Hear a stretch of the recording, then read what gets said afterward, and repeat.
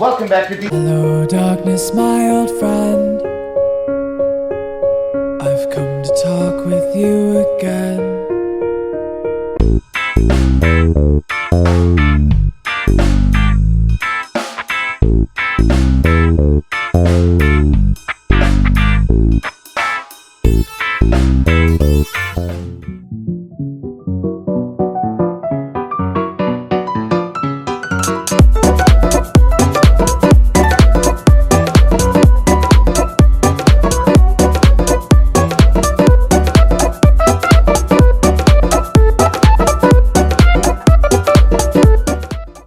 Welcome back to D2 Wrench Works and DIY, guys.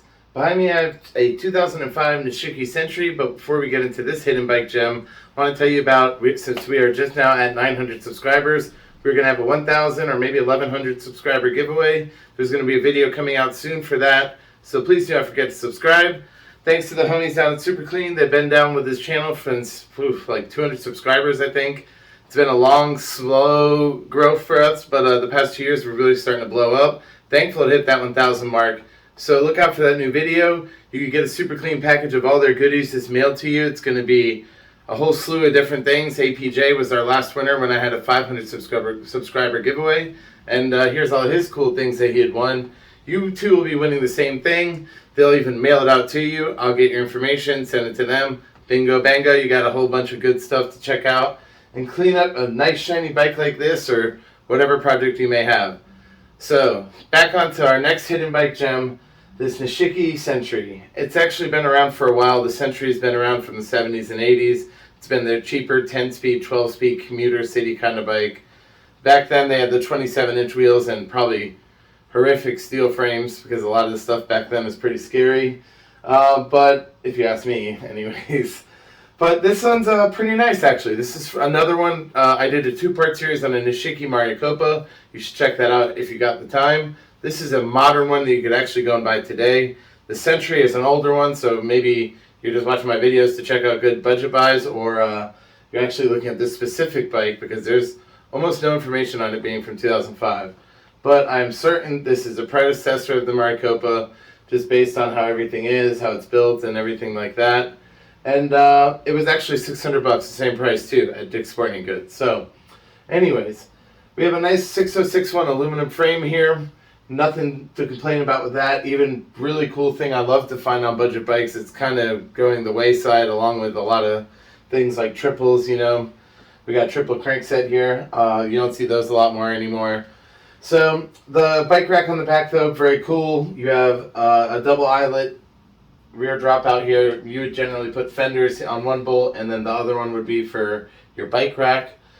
So it generally very cheap. You don't have to put expensive stuff on here. Some of the other ones you could, for an aluminum frame, you could just put a disc brake one on that uses like a rubber band system for the rack, and those are kind of expensive. This just anything you can find at a thrift store you could bolt up to this. To me at least, that's always a big bonus. Yeah, so 6061 aluminum frame, nothing terrible, can't complain about that. That's what you like to see on a budget frame. The one thing not my favorite is we have a pretty heavy steel fork. It might be chromoly. Chances are probably not. I don't know. And a steel steerer. They are quite heavy. On my last Nishiki I had done the build on, we replaced this for a carbon fork to come to find out that that's a very, very heavy fork. Probably one of the biggest things holding you down on a budget bike like this. I would definitely get like a $50 eBay fork and slam that in there. Even if it's just a carbon fork with an aluminum steerer, much better ride quality, and it's going to drop a ton of weight for very, very little money. I mean, to put it in perspective, a headset alone from like Origin 8 that would drop into this frame, those are almost $40 right now. So that's a good upgrade for a carbon fork there. Now, next thing to move on to is the wheel set. Those are probably, one of the third most important things I would say in a build. These are Alex DA16s. They do have a slight little aero profile to them. These are their old school wheels. Actually, I think they're probably some of their best built ones for Alex wheels. Alex wheels generally have a bad rep, as I would say. I actually just trued these up. Somebody's been through this bike before me, which is probably why the cables are in a horrendous mess. But they actually they trued up pretty much easily. There was some movement on them, but no real wonky spokes or anything like that. Everything's nice and radially similar as you go around. All the tension's pretty much about the same. There's not like a bunch of loose ones and it moving all over. And spin up nice and true. They actually have some pretty decent old school Novatech looking hubs on them too. So, high spoke count, keeps them pretty strong. As long as you keep them true, they should last a very long time. And as you can actually look at the braking surface, you can tell this thing's literally been ridden almost none. There's almost no marks on the braking surfaces at all, which is pretty cool to see because, as you can see, like the color actually of this frame, very nice midnight blue. It's got this like pop and this gloss to it. It's always kind of nice to clean something like this up and get it looking good again. This is like a prime example of a hidden bike gem, Sometimes it's always cool to find something that's got a bunch of really nice stuff on it, but it's always good to see an old commuter like this broken out and hopefully put back on the pasture, because this is one of my favorite things actually for budget builds is the shifters going on to the rest of the frame here. We have some Shimano, what is this, ST3300 Sora Shifters on here. These are actually some of the best stuff for the money because everybody sleeps on them. Before the bike boom, you could get these, that's what I would say the past 2 years, the bike boom. Before the bike boom, 3 years ago, you could buy these for $35 if you're really thrifting, $50 on average probably. And they're 3x8 as I mentioned. You could also run them 2x8 super easily. I've ridden them in cyclocross builds. I've ridden them in just all kinds of cheap road builds I've had. I always try to keep a set of them around. Now you can't even find them anymore anywhere. But I've done some really long 50, 60 mile rides with big fast groups and never had any issues. I've never, as long as you keep the bike tuned, they shift great. The one thing that's kind of weird is that there is no downshift button here. It's actually on the inside in the thumb area, so you get used to that, to be honest. I always like riding on the handlebars anyway, on the actual shifters anyways, instead of like being down in the drops. That's generally for only when you're like going downhill, for me at least. So that's a lot of really good things there. As I said, the wheels are pretty important, but to be fair, you could also probably lose a bunch of weight. I bet you these are probably like 2,000 to 2,200 grams, as in, that's a lot. Even for commuter wheels, Shimano RS20s off of Amazon, those were like $150 2 years ago. Maybe past year or so, they've gone up to 200, but I don't think they're, for that, I think that's a good deal because those are 1,900, and I think 500 grams, that's a smoking good deal because honestly, if these do start to fall apart in a couple of years when you really start to put taxing miles on them, or if you get one that's old and beat up, not as nice and new as this one, sometimes it's cheaper just to scrap the wheel set and get something more modern on there. As I'm saying, I don't think it should be the case because, like I said, this one specifically has some decent looking hubs and the rims are in good shape and all that. And it's got some good spokes too, so with good maintenance, they should last. But if you did want to save some weight, that's definitely a good way to do it, that's for sure. Because these are going to be some heavy boys. Now lastly, I guess you would say an importance to me is going to be the remaining parts of the drivetrain here. The cassette, the rear derailleur, the front derailleur, and the crank. Those are generally on the last of my list of importance besides like the handlebars and the stem. And I'll go over that last actually. But usually sometimes they don't even come on bikes I buy. But this is actually, it looks like Sora to the untrained eye, but this is actually Shimano 2200 all around, all of it's matching, and it's even got a Shimano chain, which is actually kind of surprising. Cool to see on a lot of this older stuff I'm running into. You get a lot of the quality all matching at least, even though, might save you a lot of money put on a KMC chain or some random no-name chain. They still stuck with the Shimano matching 2200 chain. So same on the front derailleur and all of that. Honestly, it looks identical. The front derailleur looks identical to the Sora one. The rear derailleur does not look that much different. Actually, I'll grab one right now. Okay, so now what I have here is a ST2200 as well. And these things almost look completely identical. Very, very little differences. This might be like a cheaper steel, and this is very nice high quality aluminum on the arm. The pivot point and all of that looks a little higher end here and more like structurally sound. If you fell and crashed, you'd probably burn this rear derailleur up pretty quickly. Let me toss this. So, it's not obviously meant to be, the toughest thing out there. It's not some, high-end stuff at all by any means, but it will do the job. And I just slammed through this tune-up, no problem. Actually, I've had some issues with some of these larger frames. This one's actually a large, so. Oh yeah, and actually the weight for it being a large isn't too bad either. It's actually 25 pounds without the pedals, 26.1 with the pedals. So it's like 25 and a half without them. So great platform, as far as all that goes. And the cassette on it is, as I mentioned, the same thing.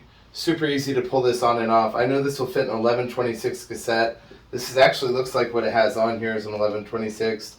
That's pretty good. And I said, if you did ever want a reason to upgrade the rear derailleur, it could also be for your cassette. You could put on like an Ultegra long cage. That'd probably be a great upgrade. And put a bigger, like 1130 tooth, for example, that will fit on a Ultegra 9-speed. You can have that work with the 8-speed shifters, no problem. Just some little like budget upgrades. You can find that rear derailleur for like $50, for example. Now for the crankset, that's probably the one thing I really wouldn't change anything on at all. I know you probably could lose some weight on it, but this is a sturdy unit. It's really easy to find these replacement steel chain rings. They last much longer than the lighter aluminum ones on the higher end stuff.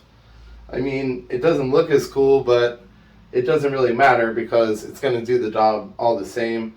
The one thing also I would say to replace, yeah, maybe the front and rear derailleurs total. I did mention the rear already, but the front, it's not terrible, but, oh man, I'm getting all greasy. But I need to clean this chain. But it does have a lot of chain rub more than normal on small to small ring. So it's easy if you fiddle with it to tune it out, and it will only do on the last two, but I mean, it's just kind of the nature of these cheaper front derailleurs. I mean, it shifts up and down all three of them perfectly, though. So, like I said, it's as it is. It's perfectly fine. But if you wanted to do some small bonus upgrades, those would be definitely the ones to do it. For the brakes, we have some Texture R350. These are dual pivots.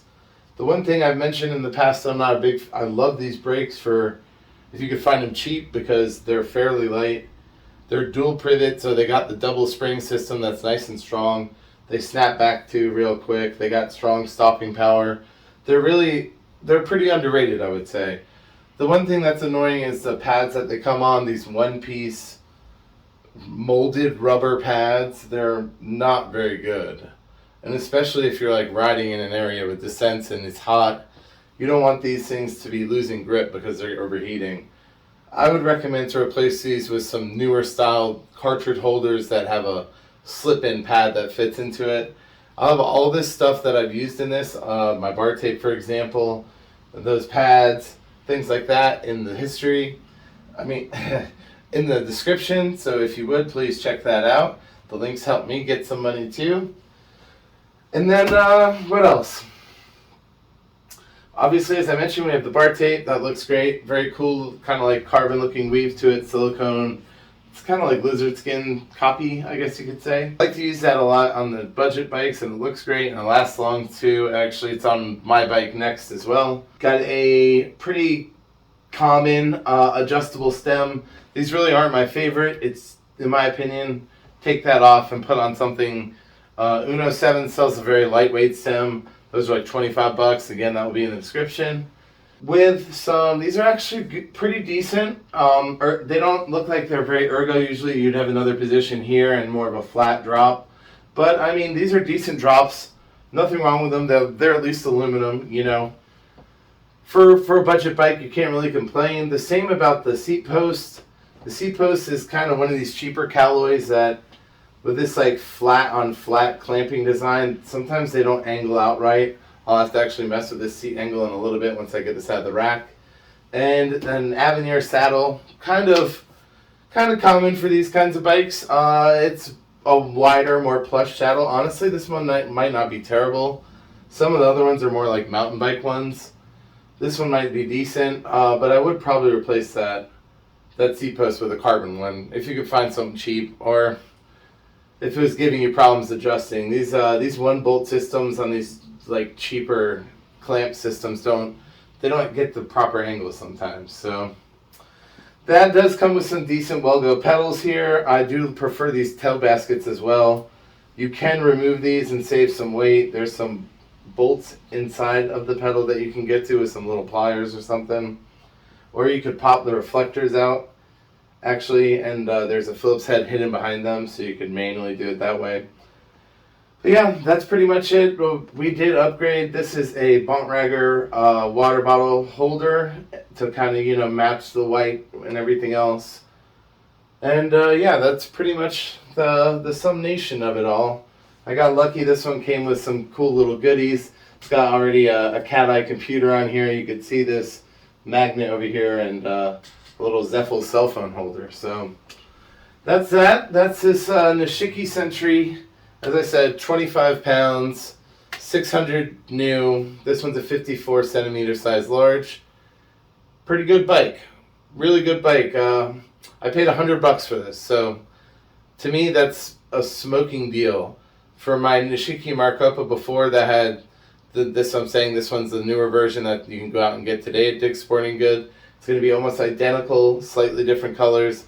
They're going to have R2000 Shimano Claris on it, which are some much nicer shifters and much nicer front and rear derailleurs as well. The crank is almost identical.